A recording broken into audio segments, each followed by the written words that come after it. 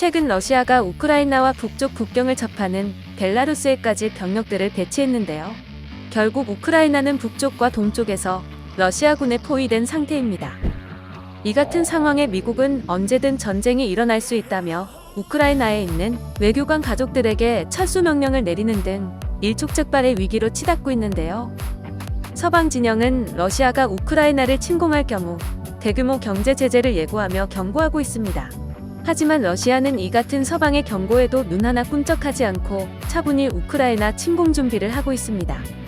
러시아가 이처럼 서방의 제재를 두려워하지 않는 이유는 바로 중국 때문입니다. 러시아와 중국은 미국이라는 공동의 적을 두고 있다는 점에서 이해관계가 겹치는데요.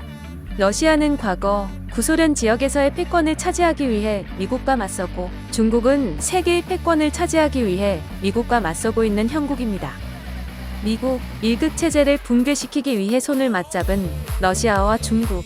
러시아는 2014년 크림반도 병합 당시에 서방의 경제 제재에 맞서 중국과 손을 잡았었는데요. 그 결과 러시아의 중국 의존도가 급상승했으며 경제가 오히려 발전하는 상황이 벌어졌습니다.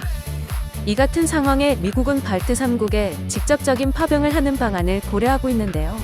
이에 맞서 러시아는 쿠바 지역에 세계 최강이라 평가받는 지르콘 극초음속 미사일을 배치할 수도 있음을 시사하며 미국의 직접적인 군사 개입을 견제하고 있습니다.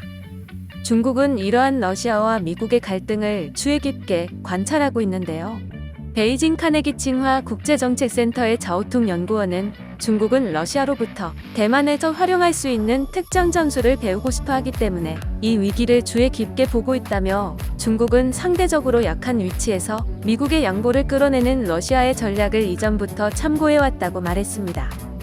미국은 이러한 움직임을 바탕으로 베이징 동계올림픽 직후 중국이 대만을 침공할 것으로 예상하고 있습니다. 미국 하원의 마이클 맥콜 국토안보위원장은 올림픽 이후 중국이 남중국해에서 공격적으로 대만을 침공하는 걸 보게 될 것이라며, 중국은 우크라이나에서 일어나는 일을 주시하고 있으며 대만을 원하는 중국이 이를 기회로 볼 수 있다고 주장했습니다. 이에 미국은 최근 작전 중인 해군 항모 네척 중 3척을 인도태평양 지역에 추가 배치하며 중국을 견제하고 있습니다.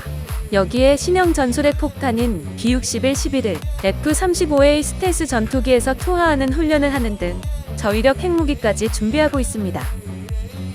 미국이 저위력 핵무기까지 준비하는 것을 보면 더 이상 중국이 미국에게 만만한 상대가 아니라는 것을 증명하고 있는데요. 이 같은 상황에서 러시아가 우크라이나를 침공한다면 미국의 전선은 2개로 나뉘어지게 됩니다.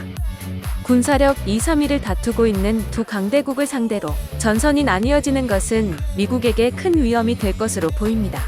역사적으로도 세계 육지 면적의 4분의 1을 차지하며 세계 최강국이었던 대영 제국의 붕괴 원인도 잇따른 전선 확대로 인한 막대한 국방비 지출로 알려져 있습니다.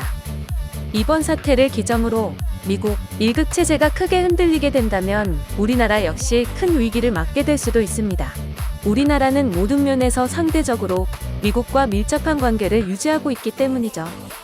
지난 역사를 돌아보면 제국의 패망은 언제나 급격하게 이뤄졌습니다. 우리도 급격하게 변화하는 세계 패권의 변동에 능동적으로 대비할 필요가 있어 보입니다.